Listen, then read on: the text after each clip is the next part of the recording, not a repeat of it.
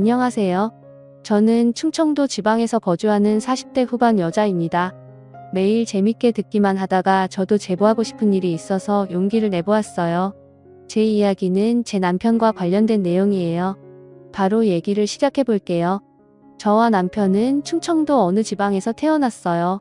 저희가 태어나고 자란 고향은 되게 작은 동네고 지금도 개발이 많이 되진 않았어요. 그런데 제가 학교 다닐 때는 더 그랬어요. 초등학교, 중학교, 고등학교도 각 하나씩만 있었어요. 그렇게 작은 동네에서 저는 가구 공장을 운영하시는 아빠 밑에서 태어났어요. 공장을 운영하시던 아빠 덕분에 저는 어린 시절에 부러움을 받으며 살았던 기억이 나요. 물론 요즘 워낙 잘 사는 사람이 많으니까 그게 뭐 어때서 생각하실 수도 있어요. 하지만 저 시절에 우리 고향에서는 우리 집이 잘 사는 편이어서 친구들이 많이 부러워했어요. 남편은 저와 동갑이고 소꿉친구로 자랐어요. 남편의 아버지가 우리 아버지 공장에서 일하시는 분이었어요. 그래서 공장에서 남편과 저는 뛰어다니며 같이 놀았어요. 그러다 어른들에게 걸리면 불이 나게 도망가고 그랬죠.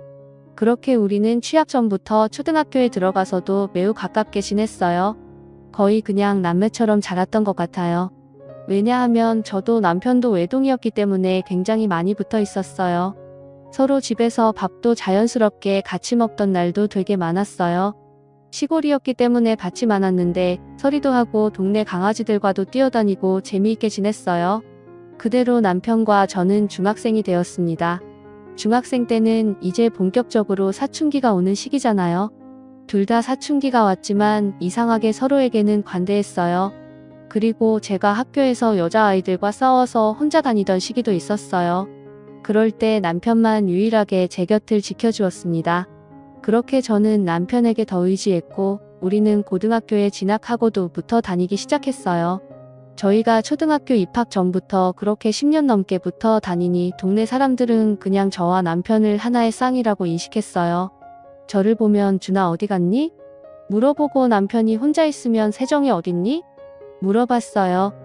학교에서도 선생님들과 친구들은 저희가 사귀는 것을 아주 당연하게 생각했어요. 저는 남편과 저는 서로 누가 사귀자고 한 것도 아닌데 저러니까 웃기더라고요. 그래서 고등학교 2학년 여름에 남편에게 말했습니다. 남편과 개울가에서 놀다가 집에 돌아가는 길이었어요. 야, 이준아 너랑 나랑 뭐야? 다들 우리가 사귄다고 알아. 우리가 사귄 애 사이야. 남편은 가만히 멈춰서 저를 바라봤어요. 쳐다보지 말고 말을 해. 그럼 사귀죠. 정말 담백하고 직설적이고 어이없는 대답이었습니다. 그렇게 저희는 사귀게 되었어요. 옆집 사는 순애는 동네 오빠가 꽃다발을 사와서 고백했다는데 저는 간단하게 사귀자는 말로 연애를 시작하다니 억울한 마음도 들었습니다. 하지만 뭐 어쩔 도리가 없었어요. 왜냐하면 저는 이미 남편을 좋아하고 있었거든요. 그렇게 저희는 사귀게 되었고 그 연애는 계속 지속되었습니다. 사실 남편은 그때도 저에게 이미 큰 부분을 차지하는 사람이었어요. 그래서 옆에 남편이 없다는 사실은 믿고 싶지 않았습니다. 그렇게 저희는 성인이 되었어요. 남편과 저는 대학에 진학하게 되었습니다. 저는 서울에 있는 대학으로 가게 되었고 남편은 인근에 있는 국립대학에 들어가게 되었어요. 저는 사실 거리가 멀어지니까 우리가 잘 사귈 수 있을까 걱정했어요. 그런데 걱정이 무색하게도 남편은 지방에서 서울로 버스를 타고 저를 보러 왔어요. 제가 서울에 올라오고 사실 많이 힘들었습니다. 처음으로 부모님과 떨어져서 살아야 하고 낯선 상황에 많이 놓이게 되니까 적응하는 것이 저에겐 매우 힘들었어요. 그렇지만 남편이 자주 서울에 와주니 버틸 수 있었어요. 그리고 저도 남편의 군대를 기다려 주었습니다.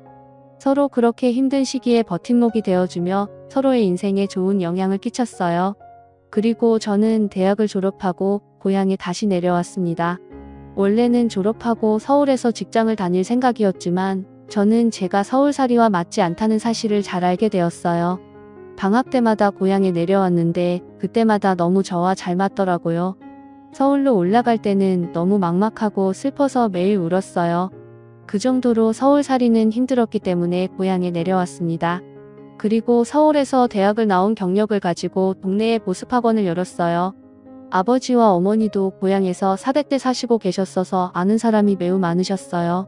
저는 고향에서 태어나 자랐으니 당연히 아는 사람이 많았어요.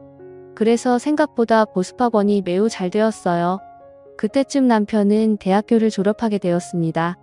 남편은 전공을 살려서 인근 지역 대기업에 취직하게 되었어요. 고향에서 1시간 정도 걸리는 거리에 있는 회사였어요. 그리고 둘 다 자리를 잡았으니 결혼 얘기가 자연스럽게 나오기 시작했어요. 사실 저 때쯤 저는 이미 결혼은 남편과 해야 한다고 생각했어요. 워낙 너무 어릴 때부터 붙어 다녔기 때문에 다른 남자와 결혼한다는 것은 상상도 어려웠습니다. 그건 남편도 마찬가지였대요.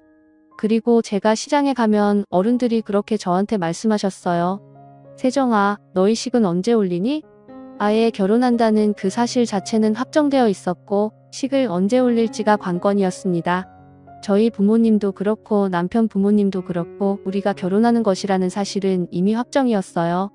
그렇게 저희는 동네에 있는 하나밖에 없는 식장에서 결혼하게 되었습니다. 정말 저와 남편의 결혼은 동네 잔치였어요. 동네 사람들 모두가 왔다고 해도 과언이 아니에요. 저는 동네에서 보습 학원을 하고 있었으니까 학생들도 많이 왔어요. 타지로 나간 친구들도 다 와서 축하해주고 저희 학생 때 선생님들도 많이 오셨어요. 그렇게 온 동네 사람들의 축복을 받으며 결혼식을 올렸습니다. 아직도 그 결혼식장에서 결혼한 사람 중에 우리 식하객이 제일 많았다고 하더라고요. 신혼집은 그때 당시 새로 생겼던 아파트에서 시작하게 되었습니다. 친정아버지가 힘을 써주셔서 마냥 감사한 마음뿐이었어요. 저는 그렇게 고향에서 부모님 곁에서 살며 보습 학원을 하며 남편과 행복하게 살기 시작했습니다. 그렇게 1년 후 저는 임신도 하게 되었어요. 임신을 확인하고 얼마나 기뻤는지 몰라요. 그런데 제가 임신을 했는데 입덧이 굉장히 심했어요. 그래서 일을 계속하는 것이 정말 힘들었습니다. 병원에서도 몇 번이나 경고하더라고요. 저는 아이를 너무 지키고 싶어서 보습 학원은 잠시 쉬게 되었습니다. 그리고 진지하게 남편과 거처를 고민하기 시작했어요. 저는 고향에서 계속 살고 싶었어요. 제 삶의 터전이고 또 부모님과 붙어 있으니까요. 남편은 제 의견을 존중해줬습니다. 남편은 그 대신 저에게 말했어요. 나는 여보 더 많이 붙어있고 싶어. 그런데 지금 출퇴근이 왕복 2시간이 넘으니까 힘들어. 저는 남편의 말을 듣고 정말 안타까웠어요. 남편은 저 때문에 멀어도 고향에서 사는 건데 그 결정이 오히려 남편을 힘들게 하는 것 같아서 마음이 좋지 않았습니다. 그래서 저는 친정아버지를 찾아가서 부탁했어요. 가게 하나를 열어달라고 했습니다. 아버지는 제가 부탁하자 아주 흔쾌히 치킨집을 차려주셨어요. 아무래도 친정부모님이 옆에 계시니까 임신기간 동안 많이 챙겨주셨거든요. 시부모님도 워낙 어릴 때부터 봤던 분들이라 저를 친딸처럼 여기시던 분들이에요.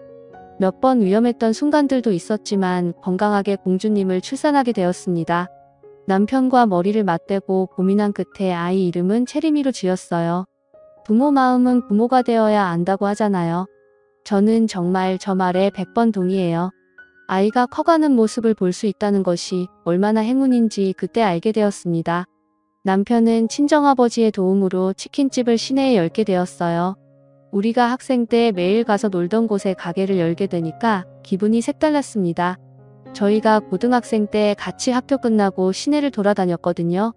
그래서 치킨집에 교복을 입은 학생들이 오면 어찌나 예뻤는지 몰라요. 저와 남편의 학생 때가 생각나더라고요. 우리 결혼식 때 정말 하객으로 많은 분이 오셨었다고 제가 말했잖아요. 아무래도 시골 특성상 토박이들이 장사해야 사람들이 많이 찾아주고는 했어요. 덕분에 남편의 치킨집도 장사가 잘 되었습니다. 저는 아이가 유치원에 들어갈 때까지는 보습학원을 쉬려고 했기 때문에 남편 치킨집을 자주 도와주러 나갔어요. 아이가 어린이집에서 돌아오면 할 일이 없기도 했고요. 치킨집 운영을 시작하고 바로 옆자리에 분식집이 생겼어요. 분식집 주인은 저와 남편의 동창인 지연이었어요. 지연이도 이 동네 토박이에요. 부모님도 두 분이 아직 고향을 사셔서 저랑도 가깝게 지내던 사이였습니다. 한 가지 안타까운 점은 지연이는 남편과 사별을 했다는 사실이었어요.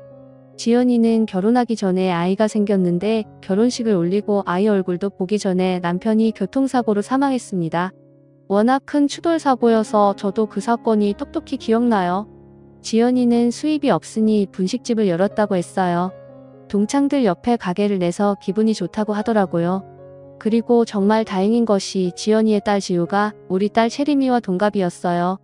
둘이 동갑이고 워낙 동네가 좁으니 둘 다 같은 어린이집에 다녔습니다. 그러다 보니 저는 지연이와 오히려 학창시절 때보다 더 가깝게 지냈어요. 지연이가 가게를 하니까 제가 채림이를 데리러 간 김에 지우도 데리고 하원을 시켜 지연이의 가게에 가서 밥을 사 먹었어요. 지연이는 제가 그럴 때마다 저에게 고맙다고 했지만 서로 돕고 사는 게 이웃이고 친구잖아요. 지연이의 사정을 잘 아니까 일부러 분식집에서 끼니도 많이 해결했습니다. 그리고 힘을 써야 하는 일이 있으면 남편이 가서 도와주었어요. 어차피 다 어릴 때부터 알던 사이여서 서로 의지하며 잘 지냈습니다. 유치원에서 소풍 간다고 하면 치킨집과 분식집을 닫고 아이들 소풍도 따라갔어요. 우리 부부와 지연이는 그렇게 아이도 같이 키우면서 행복하게 잘 지냈습니다. 채림이와 지우도 서로 얼마나 아꼈는지 몰라요. 그러다 저희 아이들이 크면서 초등학교에 들어가게 되었어요. 어느 날 채림이가 저에게 그러더라고요. 엄마, 아빠는 지우 엄마랑도 결혼한 거야? 응? 아니야. 아빠는 엄마랑만 결혼한 거야. 왜 그래? 학교에서 집에 오는데 어떤 할머니가 나에게 엄마가 2명이라 어떡하냐고 그랬어. 에이, 아니야. 아빠한테 물어봐. 채림이 엄마는 엄마 하나야. 채림이 말을 듣고 나니까 감정이 이상했어요. 제가 안쓰러워서 지연이와 가깝게 지냈고 남편도 워낙 어릴 때부터 알던 사이라 좋은 마음으로 같이 다녔던 건데 남들이 볼 땐 안 좋아 보일 수도 있다는 생각이 들더라고요. 그리고 제가 채림이가 초등학교에 입학하며 보습학원을 다시 열었거든요. 그래서 남편 치킨집에 자주 가지 못했어요. 남편을 굳게 믿었고 또 의심하고 싶지 않았지만 채림이가 저렇게 말하니까 또 여자 마음이란 게 마냥 편하지는 않더라고요. 그래서 다음 날 일부러 학원에서 바로 집으로 가지 않고 치킨집으로 퇴근했습니다. 치킨집에 말을 하지 않고 들어갔더니 거기에 지연이가 있더라고요. 세정아, 무슨 일이야? 남편 가게에 오는데 무슨 일이 있어야 오는 건 아니잖아. 그렇긴 하지. 당연히 장난이야. 기분 나쁜 건 아니지? 나도 장난이야. 괜찮아. 장난이라고 대답은 했지만 기분은 나빴어요. 남편을 쳐다보니 잘 왔다고 수고했다고 하더라고요. 그렇게 남편과 같이 퇴근하고 집으로 가는 길에 제가 기분이 안 좋아 보이자 남편이 먼저 말을 꺼냈습니다. 혹시 지연이 때문에 그런 거야? 여보, 오해 안 했으면 좋겠어. 정말 나는 여보밖에 없는 거 잘 알잖아. 자기를 의심하는 건 아닌데 그냥 동네에서 말이 나올까봐 걱정돼서 그래. 우리가 어릴 때부터 붙어 다녔던 거 기억나지? 여기 사람들 다 우리 사이 아는데 무슨 걱정이야. 내가 더 잘할게. 너무 걱정하지 마. 남편이 저렇게 말해주니까 마음이 놓이더라고요. 그 뒤로 남편 가게에 몰래 찾아가도 지연이는 잘 보이지 않았습니다. 남편이 말을 잘했나 보다 생각이 들어 고맙더라고요. 지연이 분식집에 찾아가도 지연이는 예전처럼 저를 반겨주었어요. 그래서 속으로 내심 미안한 마음이 들었습니다. 아무래도 지역이 좁아서 제가 더 걱정했었어요. 시골 사셨던 분들은 다들 공감하실 텐데 지역 사회가 굉장히 좁거든요. 워낙 작은 일로도 소문이 금방 퍼지니까 저도 모르게 계속 조심하는 경향이 있었습니다. 예를 들어 제가 말 한마디를 하면 하루 만에 소문이 다 퍼지더라고요. 또 아무래도 제가 보습학원을 운영하니까 더 그랬던 것 같아요. 학부모들 입김이 세니까 더 뒷말에 예민하게 반응하게 되더라고요. 아이를 낳기 전과 후도 다르더라고요. 예전에는 이 정도까지 조심하지 않아도 괜찮았는데 아이를 낳고 키우니까 조그만 일에도 신경이 곤두서게 되었습니다. 서로 다 아는 사이니까 이런 부분에선 불편한 게 있더라고요. 그래서 마을 사람들 사이에서 무언가 우리 가족의 얘기거리가 되는 게 싫어서 더 예민하게 반응한 것도 분명 맞아요. 아무래도 부모님도 다 한 지역에 사니까 그런 것 같아요. 친정아버지가 공장을 운영하신다고 하셨잖아요. 동네 사람 중에 공장에 다니시는 분들이 꽤 있으세요. 그래서 어딜 가도 공장 딸 하면서 아는 척을 하시거든요. 사실 그래서 학창시절에는 그게 참 싫었습니다. 슈퍼를 가도 아버지 공장 안부를 물으시고 버스에 타도 기사 아저씨가 아버지 안부를 물으셨거든요. 그런데 저도 익숙해졌는지 이제는 적응이 된 것 같았어요. 아무튼 그렇게 이 사건은 지나갔습니다. 남편도 저에게 잘했고 채림이도 학교 생활을 워낙 잘해서 큰 걱정 없이 잘 살고 있었어요. 그런데 어느 날 지연이가 한밤중에 울면서 전화가 오더라고요. 남편한테 전화한 것을 제가 받았습니다. 지연아, 무슨 일 있어? 이 새벽에 세정아, 나 어떡하니? 우리 아버지 돌아가셨어. 나 어떡해? 뭐? 어디야? 우리가 거기로 갈게. 여기 땡땡 장례식장이야. 나 정말 너무 슬퍼. 저는 급하게 남편을 깨웠어요.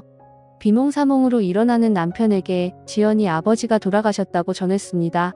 남편은 정말 놀라더라고요. 그렇게 우리 부부는 장례식장으로 바로 갔어요. 지연이가 울면서 우리를 맞이하더라고요. 저는 지연이를 안아주며 위로했습니다. 지연이 아버지는 저도 어릴 때부터 봤던 분이셨어요. 워낙 호탕하신 분이셨는데 자다가 심장마비로 돌아가셨다고 하더라고요. 지연이가 너무 놀란 것 같아서 안심시키려고 노력했던 기억이 나요. 연락을 받은 사람들이 하나둘씩 오기 시작했어요. 그렇게 저도 장례식장에서 지연이를 많이 도와주었습니다. 지연이도 외동이라 도와주는 사람이 많이 없었거든요. 남편이 아무래도 남자니까 많이 나서는 상황이 있었어요. 그런데 제가 약간 기분이 나빴던 것은 남편을 지연이 남편으로 오해하는 사람들이 있었어요. 제가 정말 어이가 없었던 부분은 지연이가 그걸 듣고도 부정하지 않더라고요. 이미 오해한 사람들이 있는데 굳이 정정하지 않는 모습을 보며 저는 속으로 기분이 나빴습니다. 하지만 장소가 아무래도 장례식장이니까 제 기분을 티내지 않으려고 노력했어요. 지연이는 아버지가 돌아가신 충격이 매우 컸던 것 같아요. 우리 남편에게 많이 기대더라고요. 저는 그걸 보면서 이건 아닌 것 같다 느끼면서 기분이 나빴지만 장례식이 끝나고 얘기해야지 하며 넘겼습니다. 지금 와서 생각해보면 절대 그냥 넘기지 말았어야 했어요. 제가 기분이 안 좋아 보이는 것을 눈치챘는지 남편이 저에게 다가왔어요. 여보, 장례식장이잖아. 설마 오해하는 거야? 내가 뭘 하니? 너무 표정이 안 좋아 보여서. 기분이 좋지는 않지. 남편은 오해하지 말라며 저를 안아주었습니다. 그러면서 미안하다고 사과하길래 그냥 장례식장 사건도 이대로 넘겼어요. 사실 뭐라고 한마디 하고 싶었지만 장소 때문에 어쩔 수 없었어요. 그렇게 지연이 아버님이 돌아가신 후 지연이는 눈에 띄게 우리 남편을 부르기 시작했어요. 남편도 죽고 아버지도 죽고 자기는 옆에 있는 사람들이 자꾸 떠나간다고 너무 슬프다고 우리 집에 찾아와서 울기도 했어요. 저는 물론 지연이의 상황은 안타까웠어요. 하지만 너무 자주 저러니까 부담스러운 마음이 들었습니다. 그래서 진지하게 이사도 생각하기 시작했어요. 고향이라 대학도 서울에서 나왔지만 굳이 내려왔던 것이었는데 뭔가 살면서 불편한 상황이 계속 생기니까 오히려 내가 여기를 피해야 하나 생각이 들었습니다. 그래서 친정엄마한테 얘기를 터놓았어요. 내가 편한 대로 하렴. 사실 엄마는 지연이가 그렇게 마음에 들지 않아 사실 친정엄마도 지연이를 그렇게 좋아하진 않으셨어요. 왜냐하면 지연이가 꾸미는 것을 좋아해서 짧은 치마도 자주 입거든요. 저야 뭐 또래니까 괜찮았지만 아무래도 시골 어른들 눈에는 애엄마가 저러고 다니니 뒤에서 말이 많이 나왔나 보더라고요. 그리고 지연이가 성격이 되게 좋아서 여기저기 말도 많이 붙이는 편이에요. 그래서 아는 사람도 많고 어딜 가도 살갑게 얘기를 많이 하는데 그걸 안 좋게 보는 분들이 많았어요. 예전에는 엄마가 저에게 저런 말을 꺼내시면 제가 하지 말라고 했거든요. 지연이는 제 친구잖아요. 그런데 이제는 엄마가 저렇게 지연이를 욕해도 말리지 않았습니다. 그래도 남편은 저만 바라봤기 때문에 의지하며 살고 있었죠. 그런데 이사 생각은 했지만 가지 못했어요. 왜냐하면 딱 그때 정말 큰 불행이 저에게 찾아왔습니다. 그건 바로 암이었어요. 어느 날부터 살이 갑자기 많이 빠지더라고요. 처음에는 요즘 먹는 것도 잘 먹고 괜찮게 지냈는데 왜 이럴까 생각했어요. 물론 지연이가 신경을 쓰였지만 그것과 별개로 제 생활은 매우 잘하고 있었거든요. 보습학원도 제가 원장이니까 스트레스도 심하지 않았습니다. 그렇지만 살이 빠져서 기분은 좋더라고요. 그런데 살만 빠지면 괜찮았는데 소화도 잘 되지 않았어요. 그뿐만 아니라 쉽게 피곤해졌어요. 우리 집에서 보습학원까지는 걸어서 25분 정도가 걸려요. 예전에는 아주 쉽게 걸어갔습니다. 사실 저 정도 걷는 것은 일도 아니잖아요. 오히려 산책이죠. 그런데 어느 날부터 걷다가 멈춰서 쉬어야 할 정도로 힘들기 시작했습니다. 소화도 잘 안 되고 머리도 아프더라고요. 심지어 이명까지 있었어요. 제가 상태가 안 좋아서 보습학원도 나가지 못하고 집에 누워만 있으니 엄마가 걱정을 많이 하셨습니다. 그래서 동네 의원을 데려갔는데 처음에는 저보고 스트레스가 심해서 그런 것 같으니 조금만 집에서 쉬면 괜찮아진다고 하더라고요. 저는 그 동네 의원을 제가 어릴 때부터 갔어요. 그래서 의사 선생님이 마치 제 주치의이세요. 누구보다 제 건강 상태를 잘 아시는 분이 그렇게 말씀해 주시니 철석같이 믿었습니다. 유치원생 때부터 엄마 손을 잡고 그 의원을 다녔던 기억이 생생하거든요. 그래서 보습학원을 한 달간 쉬면서 집에서 가만히 있었어요. 남편도 그때 걱정이 되었는지 출근 전과 퇴근 후에 제 상태를 많이 살폈습니다. 채림이도 제가 걱정이 많이 되었나 봐요. 저한테 엄마 아프면 안 돼 말하는데 너무 미안했습니다. 그런데 문제는 제 몸 상태였어요. 아무리 쉬어도 나아지기는커녕 오히려 더 심해지더라고요. 소화가 특히 너무 안 되더라고요.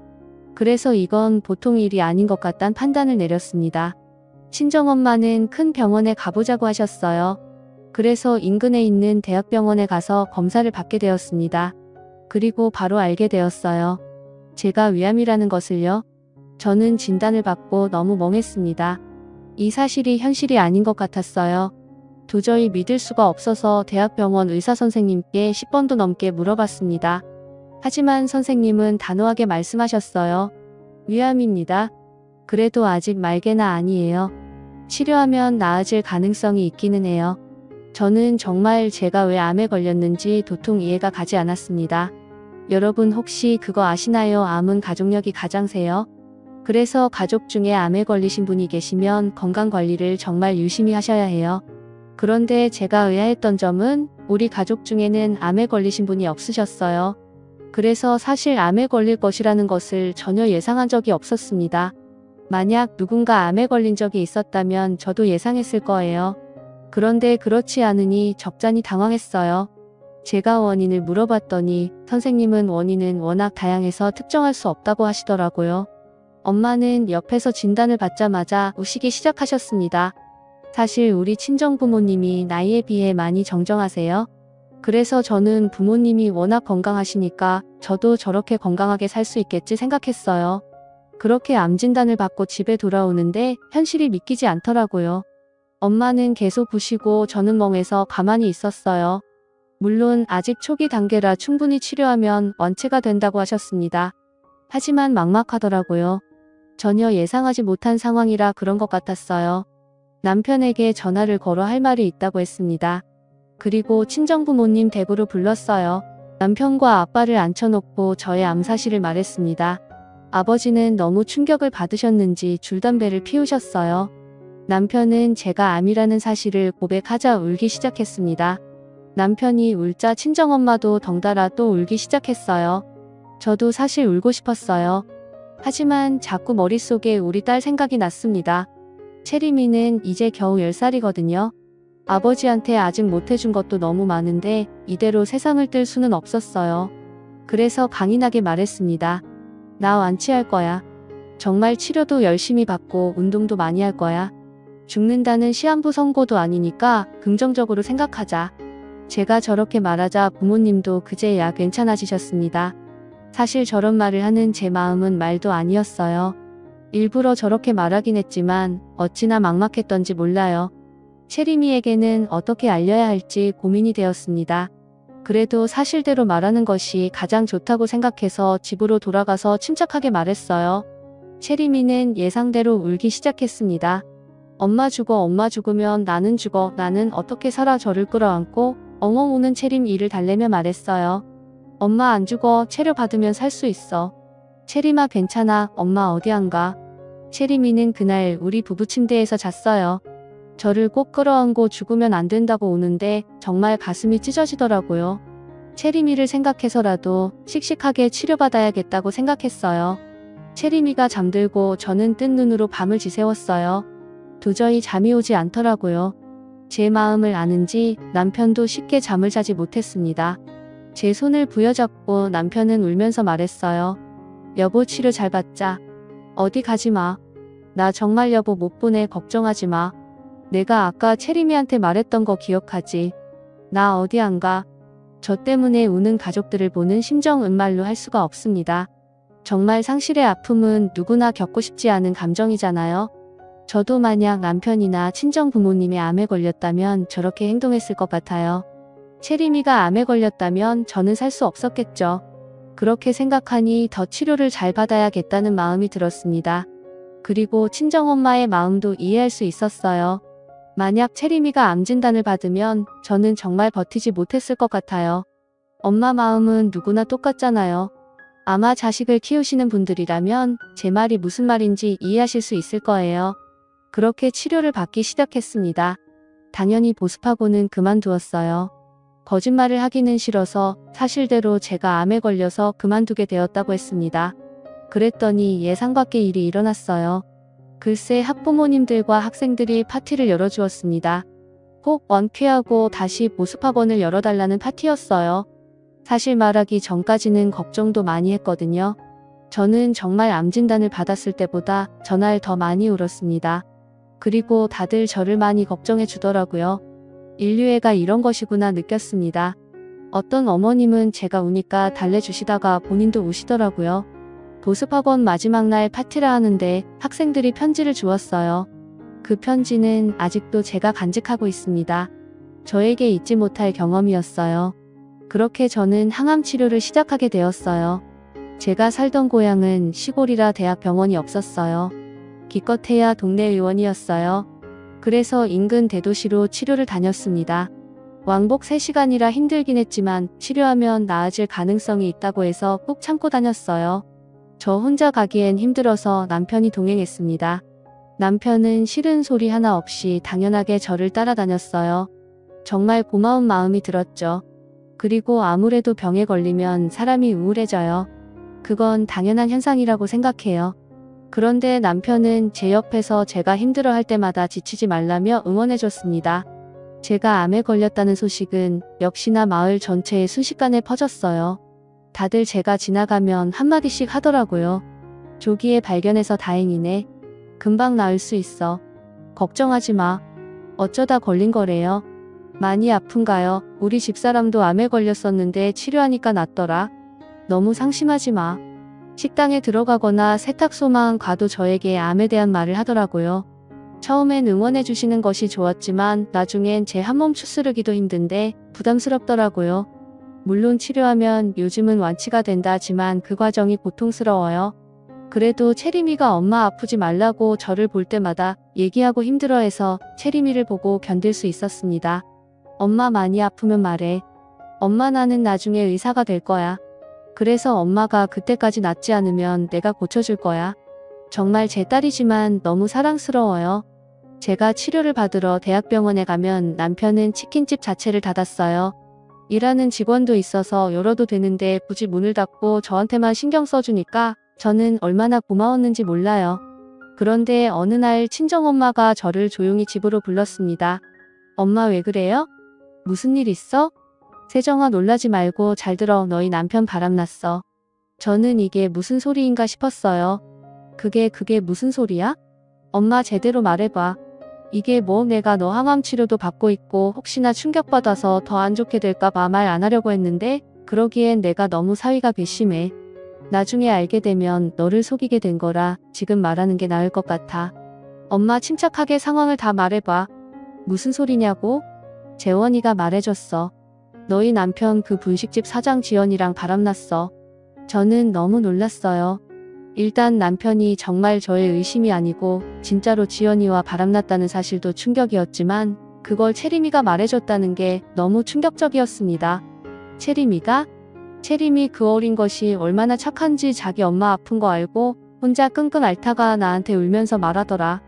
분식집 사장을 집으로 데려와서 둘이 무슨 얘기를 했길래 얘가 나한테 찾아와서 말을 해. 엄마한테 다 듣고 나니 정리가 되었습니다. 그동안 의심은 근거 없는 게 아니고 오히려 사실이었어요. 바람이라는 것을 알고 나니까 그동안의 행적이 다 떠오르더라고요. 지연이가 치킨집에 자주 간다는 사실은 저도 알고 있었지만 제가 그렇게 불편한 티를 내니까 몰래 만났던 거였어요. 제가 운영하던 보습학원은 시내와 조금 떨어져 있어서 저는 걔네가 어떻게 지내는지 정말 잘 몰랐거든요. 아이들이 공부하러 오면 거기에만 신경 써야 하니까 더욱이요. 나중에 동네 사람들한테 말을 들었더니 외지에서 온 사람들은 분식집과 치킨집이 부부가 동시에 운영하던 집인 줄 알았다고 하더라고요. 남들 눈에 그렇게 보일 정도면 어느 정도로 붙어 있는지 아시겠죠? 제가 아프기 전부터 그랬는데 아프고 나서 학원을 접고 나서는 더 심해졌다고 하더라고요. 여기가 워낙 좁아서 다들 아는 사이라고 했잖아요. 가끔 오지랖 넓은 어른들은 지연이에게 유부남이니까 조심하라 하면 지연이가 그렇게 대답했대요. 무슨 상관이세요? 그걸 심지어 아이들도 이상하다고 여겼나 봐요. 언니 딸인 지우가 채림이에게 우리 엄마랑 너희 아빠 결혼해 그럼 너희 엄마는 어떻게 이런 말도 했다고 하더라고요. 아이들이 혼란스러울 정도로 붙어 다녔다는 것을 알자 정말 배신감에 온몸이 부들부들 떨렸습니다. 가장 충격적인 것은 채림이가 있는 집에 지연이가 왔었나 봐요. 채림이 안녕, 이모가 잠깐 반찬 주러 왔어. 채림이는 그때 마침 태권도 도장 애가야에서 인사하고 나왔었다고 해요. 그러다 깜빡하고 못 챙긴 게 있어서 다시 집에 들어갔는데 방에서 지연이와 남편이 대화하고 있었던 거죠. 그런데 대화 내용이 정말 충격적이었어요.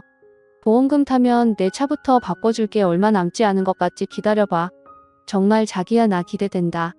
지금부터 차 고르고 있을래? 가방도 사줄 거지? 당연하지. 원하는 가방 있으면 미리 백화점 가서 골라. 저렇게 방에서 떠들던 소리를 채림이가 방 앞에서 다 들었다고 하더라고요. 채림이는 듣고 혼자 태권도도 가지 않고 길가에서 울었다고 해요. 10살이라서 아예 아무것도 모르는 나이는 아니거든요. 그래서 처음엔 혼자만 알고 있으려고 하다가 외할머니 그러니까 우리 친정엄마한테 가서 말한 거라고 했어요. 저는 정말 그걸 다른 사람도 아니고 우리 딸이 들었다고 생각하니까 억장이 무너졌습니다. 남편과 지연이에 대한 배신감은 말로 할 수가 없었어요. 정말 지연이가 괘씸했던 것은 제가 중간에 불편한 티를 내면 장난이라고 저를 긁었잖아요. 그래놓고는 뒤에서 남편하고 제 얘기를 했을 거라는 것을 떠올리니까 너무 충격이었어요. 쟤들은 저를 얼마나 바보처럼 알았겠어요. 그리고 남편에 대한 배신감은 정말 제 인생 자체를 부정당하는 느낌이었습니다. 남편과 저는 소꿉 친구였잖아요. 기억도 잘 안 나는 아주 어린 시절부터 함께였어요. 미취학 아동 시절부터 학창 시절 내내 붙어 다녀서 그냥 남편은 제 전부였습니다. 저는 남편만큼 저를 이해해주는 사람은 이 세상에 없다고 생각했어요. 힘든 일이 있으면 남편에게 가장 먼저 말하고 기쁜 일이 있어도 남편에게 가장 먼저 전했어요. 저는 당연히 제 인생의 한 부분을 아니 어쩌면 모든 부분을 차지했다고 생각했는데 정말 너무 충격이더라고요. 제 앞에서는 제가 암에 걸렸다니까 손을 부여잡고 울고 또 언제는 밥을 먹다가 혼자 우는 거예요. 제가 너무 당황해서 여보 갑자기 왜 우는 거냐고 물어보니까 남편이 울면서 말했어요. 이런 평범한 일상이 나중에 가면 그리워질까봐 그게 무서워. 나는 여보랑 채림이랑 이렇게 평생 행복하게 도란도란 살고 싶었는데 갑자기 밥을 먹다가 저러니까 저도 너무 당황했지만 말이 너무 슬퍼서 그 말을 듣고 같이 울었습니다. 채림이도 당연히 울었고요. 이렇게 셋이 밥 먹다가 울기도 했었는데 그게 다 가식이라는 거잖아요. 배신도 이런 배신이 있을까요? 저는 엄마한테 내 남편이 바람났다는 사실을 듣고 정말 멍했습니다. 화를 낼 기운도 없고 그냥 이게 현실이 아니었으면 좋겠다는 생각만 들었어요. 그리고 제 눈으로 직접 확인해야 할 것 같았어요. 다른 사람도 아니고 제 남편이 저를 두고 바람을 피웠다는 사실이 정말 믿기지 않았습니다. 물론 채림이가 말한 거니까 틀린 말은 아닐 것이고 저도 몇 번이나 이상하다고 생각했지만 그게 의심으로 남을 때랑 직접 확인하는 것은 완전히 다른 얘기잖아요. 그래서 바로 그 길로 남편 치킨집으로 갔어요. 여보 무슨 일이야? 오늘 집에서 쉰다며? 저는 그런데 남편이 웃으면서 저를 보니까 눈물이 나오더라고요. 차마 확인받고 싶지 않았던 마음이 커서 그랬던 것 같아요. 만약 물어봐서 그게 사실이라면 저 웃음조차 거짓이라는 거잖아요. 저는 정말 그래서 그냥 치킨집 한가운데서 갑자기 울음이 터졌습니다. 손님들도 있었지만 그건 신경 쓰이지 않았어요. 그냥 제 감정이 우선이었습니다. 여보 왜 그래 많이 아파 지금 병원 갈까? 남편이 달려와서 제 어깨를 감싸며 물었어요. 그런데 순간 역겨운 마음이 들더라고요. 제 앞에서는 이렇게 연기를 하고 뒤에서는 또 지연이에게 차를 사주니 가방을 사주니 그런 얘기를 한다는 거잖아요. 그래서 남편의 손을 뿌리치고 단도직입적으로 물었습니다. 야, 너 바람났어. 그것도 지연이라 네가 사람이야 말하다 보니 화가 급속도로 올라오더라고요. 그래서 소리를 지르며 말했어요. 바람 네가 날 두고 바람 미쳤어. 남편은 심하게 당황하더라고요. 무슨 소리야 아니 내가 무슨 바람이야 말이 되는 소리를 해? 왜 그래 정말 많이 아프면 병원에 가자. 남편은 저를 억지로 밖으로 데리고 나왔어요. 가게에 손님들이 있어서 그런 것 같았는데 저는 참을 수가 없었습니다. 지연이가 다 말했어. 네가 지연이한테 내 보험금으로 가방 사고 차도 사준다고 했다며? 야 네가 인간이야. 남편은 진정하고 집에 가서 얘기하자고 했어요. 길거리에서 사람들이 다 쳐다봤지만 알바 아니었습니다. 친정엄마가 제가 걱정됐는지 따라오셨나봐요. 옆에 와서 제 남편을 밀치고 울면서 말했어요. 지연아 정말 네가 어떻게 그래 다른 사람도 아니고 네가 내 딸 어떻게. 남편은 심하게 당황했어요. 저는 치킨집 바로 옆에 있는 분식집으로 향했습니다. 어느덧 사람들이 많이 모여 있었어요. 다들 한마디씩 하더라고요. 진짜 바람이야 대박 그럴 줄 알았어. 아니 어쩐지 분식집 사장이 그렇게 치킨집에 많이 들어가더라. 저는 분식집 문을 열었는데 글쎄 지연이가 안에 있으면서 문을 잠갔더라고요. 문이 투명해서 안이 다 보였는데 싱크대 밑에 숨었는지 손님들만 당황해서 어쩔 줄은 몰라더라고요. 안에 있던 손님이 문을 열어줘서 저도 안으로 들어갔어요. 야 이지연 나와. 친정엄마도 들어와서 지연이를 같이 찾았습니다. 역시나 싱크대 밑에 있더라고요. 제가 지연이에게 네가 어떻게 그러냐고 따지니까 지연이는 생각보다 덤덤했어요. 아니 오히려 뻔뻔했어요. 저렇게 뻔뻔해야 유부남과 바람이 나는가 봐요. 너희 남편이 내가 좋다는데 어떡하니. 그럼 남편 관리를 잘하던가. 너 그게 나한테 할 말이야. 못할 말은 아니잖아. 그리고 가게 나가줬으면 좋겠는데 계속 그러고 있으면 영업방해로 경찰에 신고할 거야. 너무 뻔뻔한 모습에 저는 눈물이 나왔습니다. 남편은 아니라고 부인했지만 지연 네가 확인을 해준 거잖아요. 아니라고 믿고 싶었는데 사실이라니 정말 슬펐어요. 하필 내 남편의 불륜 상대가 나도 알고 심지어 친하게 지내던 친구라니 이게 진짜 말이 되나요? 여러분 그동안 저를 두고 뒤에서 얼마나 그들끼리 즐거웠을까요? 그걸 생각하니 더 마음이 아팠습니다. 심지어 우리는 아이도 있었잖아요. 각자 딸도 있고 2명이 동갑이라 친하게 지냈는데 도대체 무슨 마음이길래 불륜을 저지른 건지 궁금했습니다. 지연이의 뻔뻔한 말에 친정엄마는 충격을 받아서 쓰러지셨죠. 정말 난장판이 따로 없었습니다. 사람들도 지연이에게 한마디씩 했어요. 아무리 그래도 유부남을 건들면 어떡해요. 아니 셋 다 도박이면서 너무하네. 어린 시절부터 봤을 텐데. 지연이는 정말 당당했어요. 나가세요. 영업방해로 당신들 다 신고할 거야. 그리고 정말 경찰이 신고했는지 순찰차가 왔습니다. 저는 정말 너무 허탈하고 충격이 컸어요. 저는 친정부모님 댁으로 가서 누워 있었습니다. 도저히 집에 갈 수가 없었어요. 우리 집에 지연이가 들어왔다는 사실을 듣고 나니까 꼴 보기도 싫었습니다. 채림이는 제 옆에 딱 달라붙어 있었어요. 친구들이 나한테 이제 지우 엄마가 내 엄마냐고 계속 물어봤어. 나는 그럴 때마다 아니라고 했는데 너무 슬펐어. 그런데 엄마가 아프니까 더 슬펐어. 엄마 아프지 마. 저는 저의 충격도 충격이었지만 채림이가 받은 상처도 크다고 생각하니 가슴이 찢어지는 것 같았습니다. 남편의 바람 소식을 들으니까 친정아버지도 화가 많이 나셨어요. 남편은 집이 여유가 있지 않았습니다. 그래서 우리 집과 치킨집도 친정아버지가 다 해주셨거든요. 그리고 남편의 아버지 저에겐 시아버지죠. 시아버지도 젊었을 때 능력 없어서 아무것도 못하고 있으니까 우리 아버지가 당신 공장에 취직시켜 주시기도 했어요. 정말 이렇게 아주 예전부터 우리 집이 도와주었는데 돌아오는 건 불륜이라니 너무 슬펐습니다. 남편은 그날 어디서 잤는지 모르겠어요. 아마 우리 집에 왔을 수도 있겠죠. 저는 불륜 사실을 알고 나서 단 한 번도 우리 집에 가지 않았습니다. 그 집에 가는 것 자체가 역겹더라고요. 어차피 집은 저희 아버지가 해주신 거라 제 명의여서 그대로 부동산에 말했어요. 헐값에 내놨으니 금방 팔릴 거라고 하더라고요. 부동산 사장님도 저에게 위로의 말을 건네더라고요. 이미 소문이 퍼진 것 같았습니다. 하지만 제 잘못은 아니니까 그냥 씁쓸하게 웃기만 했어요. 집은 외지인이 우리 고향에 올 예정이었는데 그분이 사셨습니다. 집이 팔렸으니 남편은 나가야 하잖아요. 물론 남편이 우리 집에서 계속 있었는지 지연이 집에 갔는지는 모르겠어요. 남편에겐 전화도 많이 왔습니다. 저는 일부러 받지 않았어요. 그냥 정말 묵묵부답으로 일관했어요. 분식집과 치킨집은 폭삭 망했어요. 왜냐하면 동네에 소문이 쫙 퍼져서 아무도 안 갔거든요. 또 사실 그 두 개의 주된 고객들은 우리 친정아버지 공장 직원들이었거든요. 아버지가 팔아주신다고 정말 매일 같이 주문하셨거든요. 그런데 그 둘이 불륜이니까 너무 괘씸하잖아요. 아버지 공장 사람들도 아버지를 굉장히 신뢰하고 좋아하셨는데 소식을 듣고 나서 아예 사적으로도 방문하지 않았더라고요. 또 이런 시골에서는 동네 장사라 평이 굉장히 중요해요. 그런데 여기서 모르는 사람이 없으니까 사람들이 수군대더라고요. 지나가면서 보니까 분식집은 이미 망해서 임대종이가 붙어 있었습니다. 남편은 저를 수십 번 넘게 찾아오고 전화도 했어요. 다 오해라고 했지만 절대 믿지 않았죠. 그냥 바로 이혼 소송을 걸었고 저는 치료를 위해 체리미를 데리고 인근 대도시로 이사를 왔어요. 남편은 친정집에도 찾아가고 공장에도 찾아가고 하더라고요. 모든 걸 가지고 있다가 다 뺏기니 갑자기 조급해졌나 봐요. 심지어 체리미마저 자기를 외면하니까 충격이 큰 것 같았어요.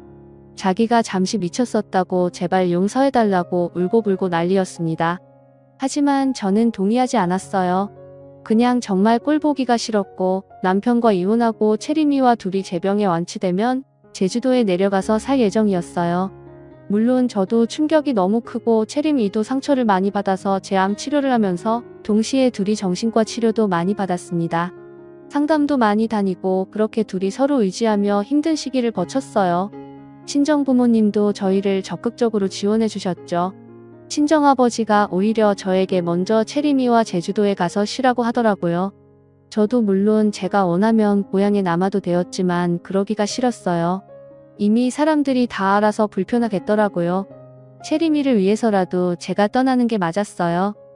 물론 남편과 지연이네 가족은 쫓겨나듯 떠났대요. 당연히 고향에서 계속 살 수는 없어 보였어요. 어딜 가도 손가락질을 했으니까요. 지우도 학교에 가면 불륜녀 딸이라고 애들이 그렇게 놀렸나 봐요. 그리고 정말 웃긴 것은 둘이 깨져다고 하더라고요. 저는 사실 그렇게 난리가 나고 둘이 같이 살까봐 그게 걱정이었는데 둘이 대판 싸우더니 서로 내 탓이라고 했다고 하더라고요. 남편은 소송 때문에 종종 보는데 볼 때마다 저를 붙잡고 늘어졌어요. 실제로 무릎을 꿇으며 제발 한 번만 용서해달라고 하더라고요. 물론 저는 넘어가지 않았죠. 지연이는 어떻게 사는지 저도 모르겠어요. 지우를 데리고 야밤에 도망갔다는 말만 들었습니다. 그렇게 몇 년의 시간이 흘러서 저는 완치라는 판정을 받게 되었어요. 정말 의사 선생님 입에서 완치라는 말이 나오는데 얼마나 감격스러웠는지 몰라요. 환자분 의지가 상당히 강하셔서 빨리 나으셨습니다. 축하드려요. 그래도 주기적으로 검사는 꼭 해주셔야 해요. 다시 발생할 가능성이 있긴 했지만 일단 지금은 제 몸에 암세포가 없다고 했어요. 정말 얼마나 기뻤는지 세상이 아름다워 보였어요. 이제 정말 힘들었던 시간은 다 잊고 체리미와 제주도에 내려가서 살 예정이에요. 벌써 어디에서 살지 다 정해놨어요. 제발하면 안 되니까 제주도에서 예쁜 바다도 보고 산도 많이 다니고 회복하는 데 집중하려고요. 체리미에게 걱정이 돼서 언제 물어본 적이 있어요. 체리마 아빠 보고 싶으면 말해.